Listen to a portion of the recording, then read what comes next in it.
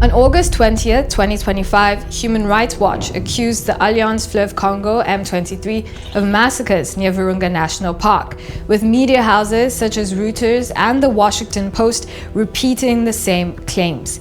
These allegations are baseless, they're politically motivated, and they collapse under even the simplest examination. The entire report is based on the so-called credible sources, anonymous witnesses that were reached by phone. So no investigation was done whatsoever. There was no follow-up. It was just someone sitting in New York making phone calls and asking people how many people were killed, but there was no follow-up. There was nobody on the ground to come and do an investigation. On the alleged massacre of civilians in Rutshuru, the initial reporting of facts has been contradictory, vague, and in many respects outright implausible. Only an impartial and independent investigation can provide the Council with a reliable set of facts to consider. And this is not undermining the channels of reporting by the UN entities. It is actually to defend the credibility of these entities. This report comes just 2 weeks after UN Human Rights Chief Volker Turk was condemned for making nearly identical claims, accusing M23 of killing more than 300 civilians in Rutshuru. HRW has now published its own version. Same story, same shaky sources. The UN claimed 319 deaths, HRW says 140. Which is it? Where is the proof that investigators went to the villages in question? No photos, no videos, no verifiable testimonies. Instead, HRW relied on anonymous phone calls, rumors tied to Kinshasa's propaganda machine, and a few satellite images with no physical confirmation. That's it. And yet, HRW states flatly, M23 committed. This is not factual. The timing speaks volumes. Kinshasa is scoffing ceasefire agreements, with President Tshisekedi hinting at his unhappiness with the Doha peace process. Its forces and allied militias, namely Wazalendo, Mai Mai, Codeco, and the FDLR, are documented committing atrocities.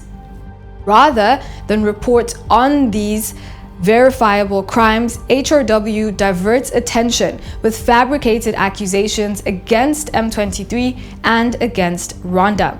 It says nothing about real atrocities, the daily abuse against Congolese Tutsis by government forces and FDLR militias.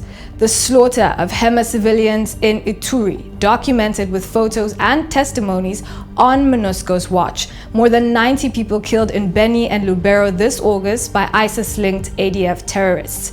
HRW stayed silent. The crimes Kinshasa's forces are committing are horrifying. In eastern DRC, Wazalendo militants were filmed mutilating a Congolese Tutsi civilian. The video shows a man holding up a severed arm with a bracelet still attached, waving it triumphantly as a trophy. United Nations reporting confirms Wazalendo's dependence on FARDC for weapons, leading directly to abuses such as pillage and sexual violence during retreats.